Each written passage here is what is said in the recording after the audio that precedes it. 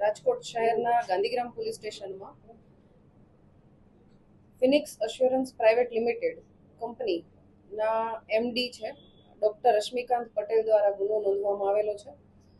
આ જે કંપની છે એ ઇન્સ્યોરન્સ કંપનીઝ માટે થર્ડ પાર્ટી ચકાસણી જે કરવાની હોય છે એજન્સીએ, કે જે તે વ્યક્તિએ ક્લેમ રજૂ કરેલો છે તો એના પેપર સાચા છે કે કેમ એ વ્યક્તિની રૂબરૂ મુલાકાત લઈ અને એની કન્ડિશનની ચકાસણી કરવાની હોય છે.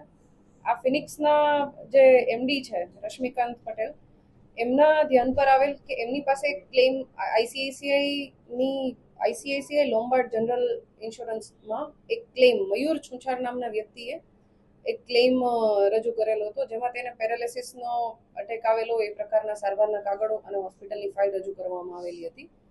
આ જે મયુર છુંછાર છે એના ઘરે વિઝિટ કરતા આ લોકો જે હોસ્પિટલની ફાઇલ અને મયુર છુંછાર દ્વારા રજૂ કરવામાં આવેલી ફાઇલ હતી આની ચકાસણી કરવામાં આવી. આ બંને ફાઇલમાં જે સારવારના કાગળો હતા એ અલગ પ્રકારના હતા, એટલે એ શંકા ઉપજાવ્યા એવા હતા. સાથે મયુર છુંછારની ઘરે વિઝિટ કરવા ગયા ત્યારે એમના ઘરે ડૉક્ટર અંકિત કાથરાણી કે જે ફિઝિયોથેરાપિસ્ટ છે એ આજે મયુર છુંછાર છે એમને એક્સરસાઇઝ કરાવતા હતા અને એમણે બધું હેન્ડ રિટન લખીને આપેલું હતું કે આ વ્યક્તિને આટલી આટલી તકલીફ છે અને એના માટે એણે ક્લેમ રજૂ કરેલો છે અને સાચા ડોક્યુમેન્ટ રજૂ કરેલા છે. આ પ્રકારનું ડૉક્ટર અંકિત દ્વારા લખીને આપવામાં આવેલું હતું અને મયુર છુંછારે જે ફાઇલ રજૂ કરેલી હતી એ સમર્પણ હોસ્પિટલની હતી. હવે આ મયુર છુંછારની હકીકત હતી એમાં એણે એક એમઆરઆઈને એવું કરાવેલું હતું. આ એમઆરઆઈનો સમય અને હોસ્પિટલમાં જે એડમિટ થયો એના સમયમાં વિસંગતતા આવતી હોય, જે રશ્મિકાંત પટેલ અને એમના સાથેના કર્મચારીને શંકા જતા એમણે એમના ઘરની બહાર ખાનગી કપડામાં બેસી અને એના ઘરની બહાર થોડી વાર ચેક કર્યું કે આ વ્યક્તિની હલચલ શું છે.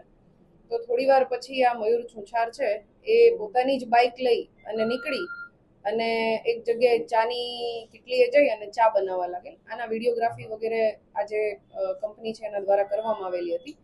કંપની ખરેખર જ્યારે આના ઘરે મયુર છુંછારના ઘરે વિઝિટ કરવા માટે ગઈ ત્યારે આ વ્યક્તિ ચાલી ના શકે એવી કન્ડિશનમાં એણે પોતાની રજૂઆત કરેલી હતી અને એના જે ડૉક્ટર છે ફિઝિયોથેરાપિસ્ટ ડૉક્ટર અંકિત દ્વારા પણ આ જ રીતે લખીને આપવામાં આવેલું હતું કે આ વ્યક્તિ ચાલવા સક્ષમ નથી. અને એની જ થોડીક કલાકમાં આ આરોપી છે મયુર એ પોતાનું બાઇક લઈ અને ચા બનાવવા માટે ગયેલ એવું ધ્યાનમાં આવેલ કંપનીને, જેથી કંપનીએ સમર્પણ હોસ્પિટલ ખાતે પણ તપાસ કરી અને એમાં જે સમર્પણ હોસ્પિટલ તરફથી એને જે ફાઇલ આપવામાં આવેલી હતી એ અને મયુર દ્વારા જે રજૂ કરવામાં આવેલી હતી ફાઇલ છે આ વિસંગતતા જણાઈ. એટલે કંપનીએ તમામ તપાસ કરી અને તપાસના અંતે આ ગાંધીગ્રામ પોલીસ સ્ટેશનમાં છેતરપિંડી, ખોટા દસ્તાવેજો બનાવવા અને આ જ ખોટા દસ્તાવેજોનો સાચા તરીકે ઉપયોગ કરવો અને આ પ્રકારે ગુનાહિત કાવતરું રચી અને ખોટો ઇન્સ્યોરન્સ ક્લેમ મેળવવા માટે 40 લાખનો આ પ્રકારની જે કાર્યવાહી કરેલી હતી મયુર અને અંકિતે મળીને અને એના વિરુદ્ધ ગુનો દાખલ કરવામાં આવેલો છે. સાથે સાથે સમર્પણ હોસ્પિટલના જે પણ જવાબદાર કર્મચારી કે કોઈ પણ વ્યક્તિ છે એમના વિરુદ્ધમાં પણ ગુનો દાખલ કરવામાં આવેલો છે.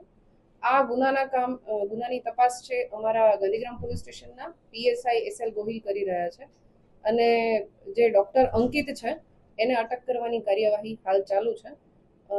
આરોપી મયુર છે એને પકડવા માટે અમારી ટીમ કાર્યરત છે અને સાથે સાથે તપાસ દરમિયાન જે પણ વ્યક્તિની આમાં સંડોવણી ખુલશે એ તમામ વ્યક્તિઓ વિરુદ્ધ કાર્યવાહી કરવામાં આવશે. આમાં સંચાલકની શું ભૂમિકા? પ્રાથમિક દ્રષ્ટિએ જે તપાસ કરી એ પ્રમાણે જે કંપની દ્વારા ગુનો રજીસ્ટર કરવામાં આવેલો છે એ મયુર, અંકિત અને સમર્પણ હોસ્પિટલના જે પણ જવાબદાર વ્યક્તિ હોય એના વિરુદ્ધમાં ગુનો દાખલ કરવામાં આવેલો છે. હવે તપાસ કરવામાં આવશે એમાં સમર્પણ હોસ્પિટલના સંચાલક કે એમાં કામ કરતા કોઈ પણ વ્યક્તિ, એના મેનેજર, જેની પણ ભૂમિકા આમાં આવશે એ તમામ વિરુદ્ધ કાર્યવાહી કરવામાં આવશે. ખોટો ક્લેમ કરવા પાછળનું કારણ શું?